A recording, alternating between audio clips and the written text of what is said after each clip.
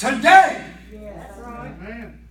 If you're going to live for God or if you're not. As I said Thursday, the Lord's not going to twist your arm for you to choose Him. God give us free will to choose for ourselves if we're going to live for Him or not. That's right. You don't have to. You can leave here today saying, no, I don't want it. I'm not going to live for it. I'm going to reject it. I don't want to receive it. And that's your choice. That's your prerogative. That's your free will. You can choose to throw your head up and walk out and say no. But the invitation is there for you to come to Jesus and to live for the Lord and to serve Him. No man, none can serve two masters. I'm reminded of Joshua. Moses brought with Joshua and Aaron's help. They were led the children of Israel out of bondage, out of the land of Egypt, and Moses trained Joshua to be his successor and to be the next in line to continue to lead God's people into the promised land.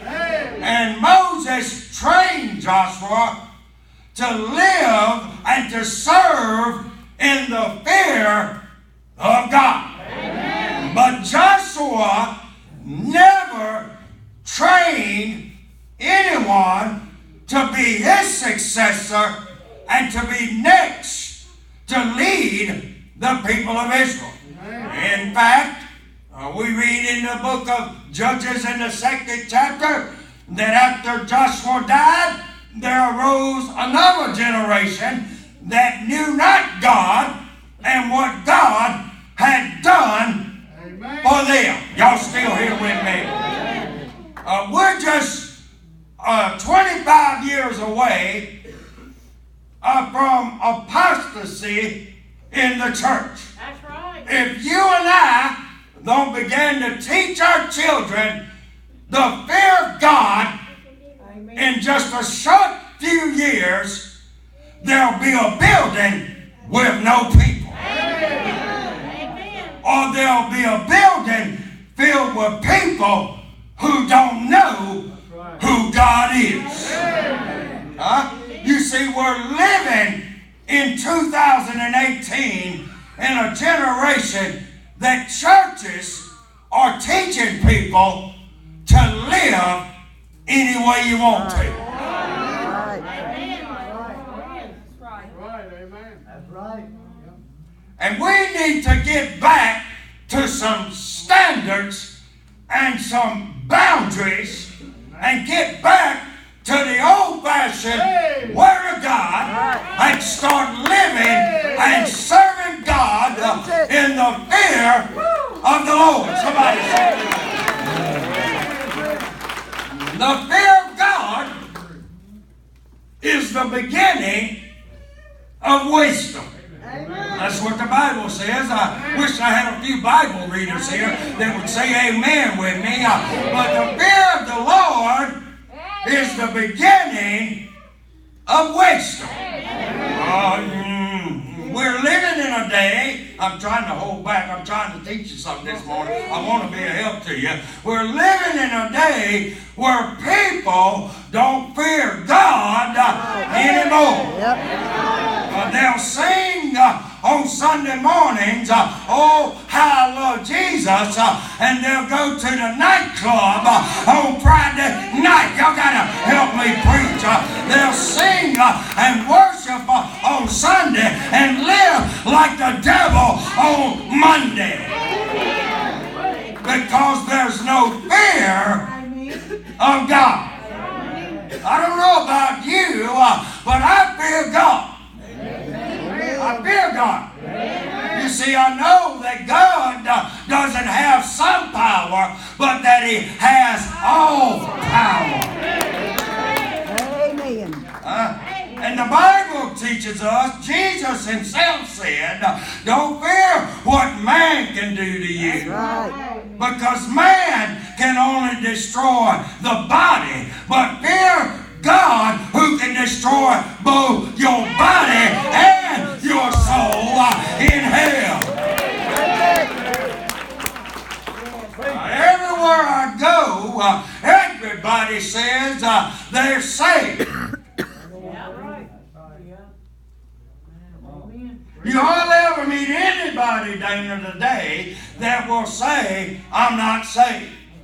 Everybody says I'm saved and I'm going to heaven, but 90% of them don't bear the fruit of a born-again believer. Just because you attend church on Sunday mornings does not mean you have been truly born again. A true child of God has a change take place in their life. Y'all got to help me.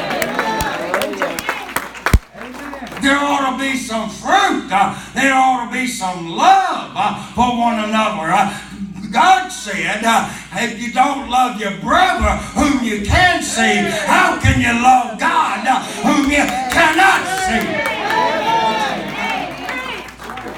There ought to be some love for one another.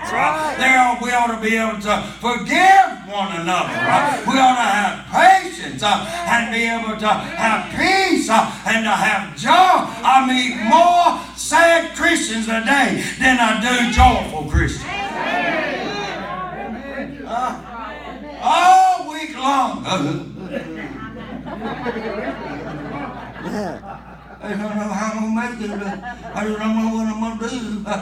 Child of God, lift up your head and let the joy of the Lord fill your soul and reflect in your spirit.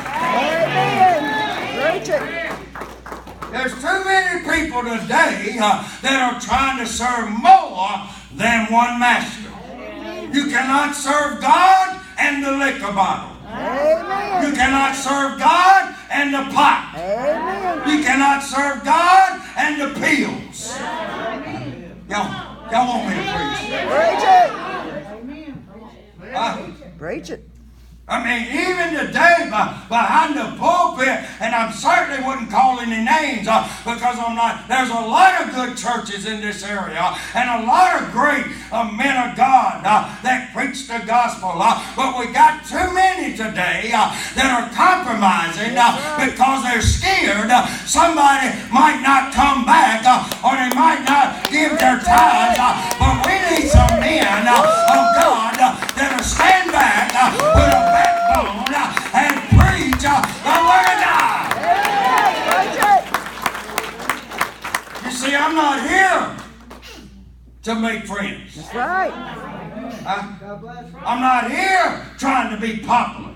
I don't want or need your pat on the back. I would rather be pleasing to my heavenly Father than to be pleasing unto man. It ain't easy. God never said it'd be easy. That's right. But I tell you, it's rewarding. Amen. It's rewarding when you see somebody's life change. That's right. It's rewarding when you see somebody fall on their knees and ask God to save their soul and to come in their heart. It's rewarding when you see the change of alcohol and drug addiction. It's rewarding when you see somebody on the streets give their heart to Jesus. And when you see them, you see that they love God and they're living for the Lord. Somebody. That's rewarding to me. I don't need a pat on the back. One more soul will make it worth it all to me. And if it means you get mad at me this morning, so be it. Amen. You say, preacher, I can't stand you. Get in line. It goes all the way around the block. That's right. You say, I'd like to smack that preacher one time. That's a line that goes around the block 2 times. Get in line. That's right. No man can serve 2 masters. Joshua was giving his farewell speech. He was around 110 years old. He preached his last sermon. And as the children of Israel stood in the valley of Shechem, Joshua preached the gospel to them. And Joshua told them, choose you today in which God you will serve. I told you I wouldn't hold you long. I'm going to keep my word to that. I'm asking you today to make a choice. The most important choice you'll ever make in your life. Some of you under the sound of my voice, you come to an altar when you was a child and you said a sinner's prayer, but you truly have not been born again.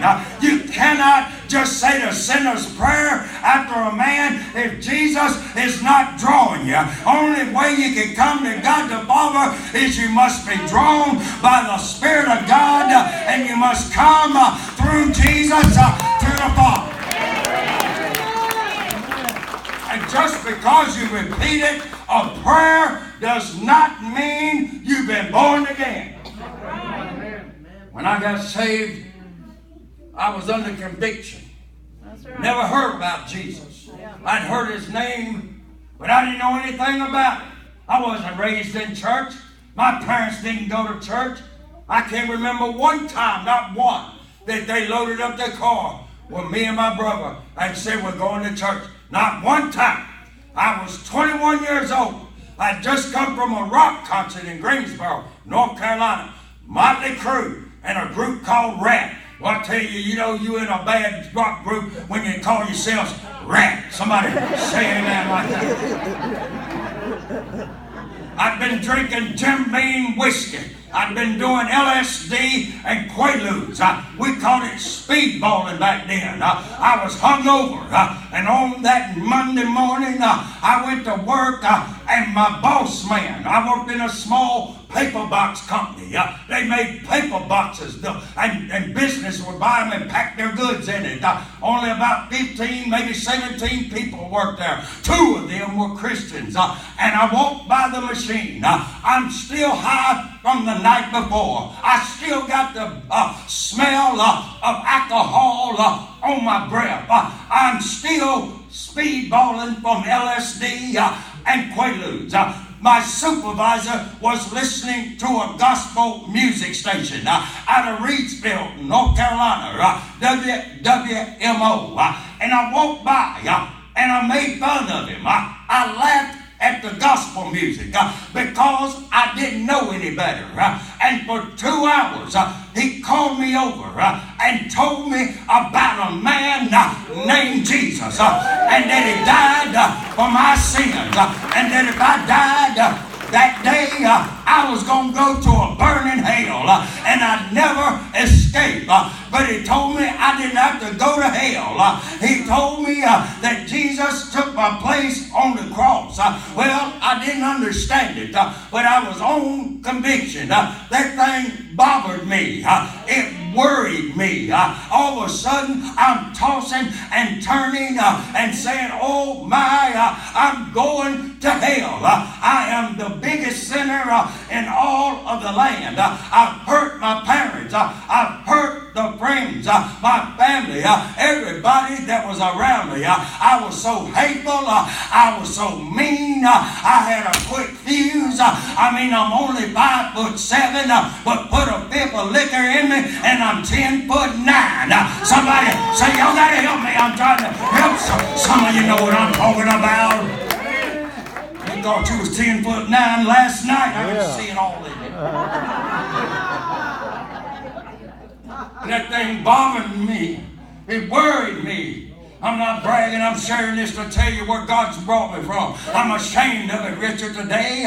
But I've smoked enough marijuana to fill this building up, and that's not exaggerating. I've wasted years. I've wasted tens and twenties of thousands of dollars. I should be living in the best neighborhoods, in the biggest houses, but I'm living in a trailer because I've wasted time and money for living with the devil. Y'all gotta help me. I'm trying to help.